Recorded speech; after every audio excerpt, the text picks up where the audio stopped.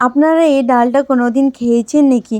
খাইতে খুব দারুণ লাগে। Hey everyone, welcome back to my YouTube channel. আজকে বানাবো কাঁঠালের বিচির ডাল। কাঁঠালের বিচির খোসাটা এখন ছাড়িয়ে নেব। কাঁঠালের বিচির অন্য রকমও রেসিপি বানাই, যেমন কি চাটনি, ডাল, ভাজি, সব কিছু খাইতে খুব দারুণ লাগে।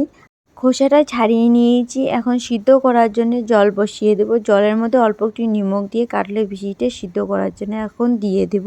সিদ্ধ হয়ে গেছে, এখন অল্প একটু ঠান্ডা করে তারপরে আমরা এখন কাঁঠালের বিচির লাল খোসাটা ছাড়িয়ে নেব, নাতে ডালটা কালো হয়ে যাবে।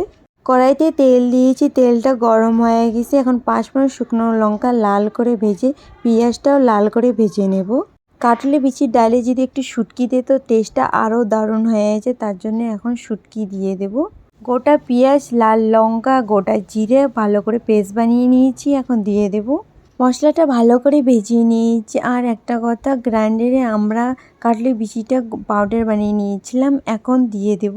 নিমখ হলুদ দেওয়ার পর 5 মিনিট লো ফ্লেমে রেখে ভেজে নেব। ডালটা বানাইতে বেশি কিছু লাগে না আর খুবই সহজে বানা যায়, আর খেতে তো দারুণই লাগে।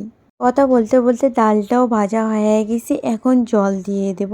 ডালটা যখনই ফুটবে তখনই আমরা মাঝে মাঝে নাড়াচাড়া করব, নাতে নিচে লেগে যায়।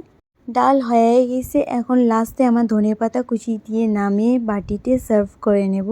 করে সবাইকে বলতেছে ডালটা খুব দারুণ হয়েছে। তো আপনারা অবশ্যই বাড়িতে একবার ট্রাই করে দেখবেন। যদি আমার ভিডিওটা যদি ভালো লাগে অবশ্যই লাইক, কমেন্ট, শেয়ার, সাবস্ক্রাইব করে দেবেন। দেখা হচ্ছে অন্য একটা ভিডিও নিয়ে।